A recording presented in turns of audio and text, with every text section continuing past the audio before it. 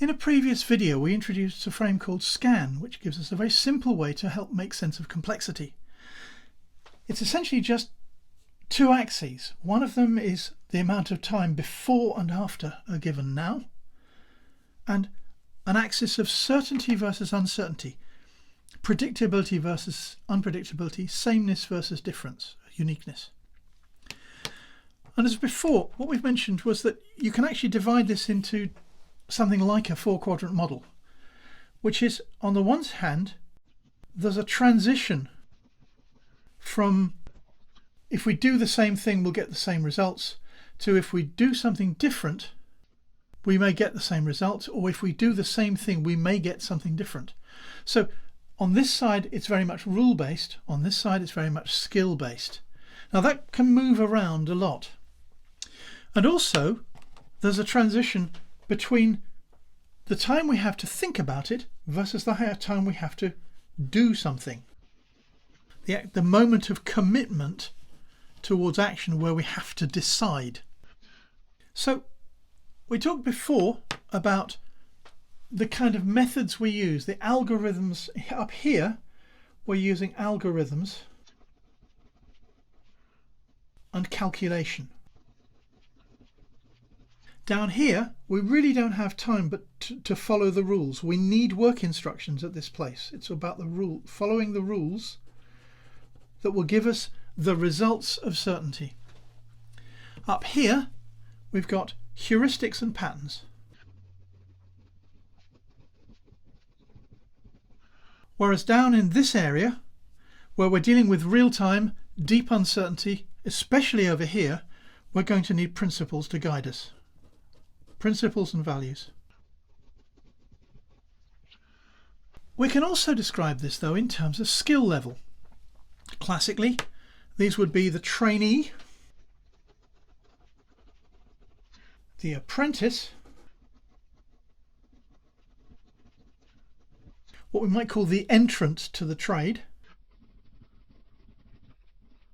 where you start being able to deal with the real uncertainties. Classically, you call this person a journeyman. And finally, you have a master.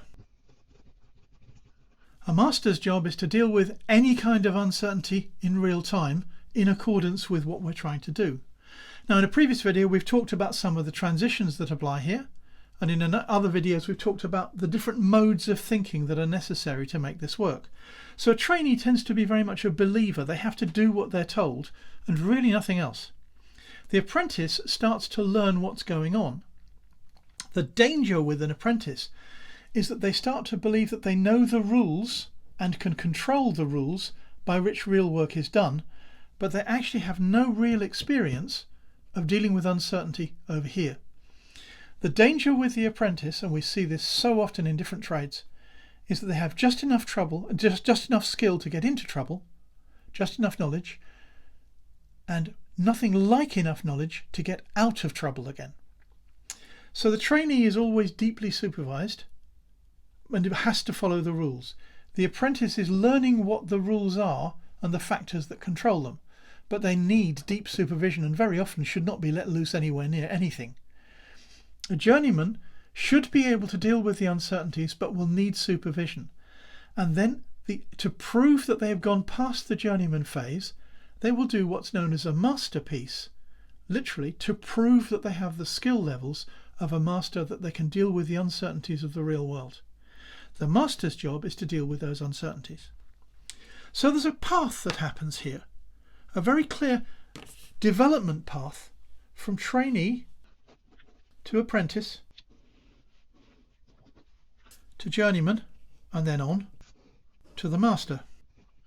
Now, one of the practical problems is that the master can't explain what they're doing. They can't just derive, they don't have time to derive in real time an explanation of what they're doing. They're often winging it on the basis of principles. So they're not good people to explain to apprentices what's going on. That's what the journeyman's job is to get the next level of apprentice. So your organisation needs this transition. But to do it, you also need, remember what this boundary is, time to think versus no time to think. Now, notice what happens if we don't allow people time to think. We end up with a system that consists solely of trainees and masters, and no way that a trainee can actually develop into becoming a master. What happens in a lot of organisations is that when there's a huge pressure to produce, or when no one is allowing time for people to go through that path, you end up with an organisation that when it loses the people who started it off, there's no way to keep it going. An organisation that does not allow time to reflect, time to develop, will destroy itself in the longer term. These are the kind of things that Scan can help us identify. What kinds of skills we need, what kind of methods we're going to use in each case, the skill level we need for different types of concerns between truth on one side, which I'll put in quotes, in other words, what is supposed to be the rules, versus value or usefulness. This needs certainty, but can't deal with the uncertainties of the real world. So there is a development path going here. So Scan is helping us to identify which of these are applying at each given circumstance and how we build the skill levels and what we need to build the skill levels to help people become the masters that we need to deal with the uncertainties of the real world. Thanks for watching. Do look at the YouTube description for links to further detail. And don't forget to subscribe for other videos and also to support us on Patreon to help us produce these videos and the tools themselves.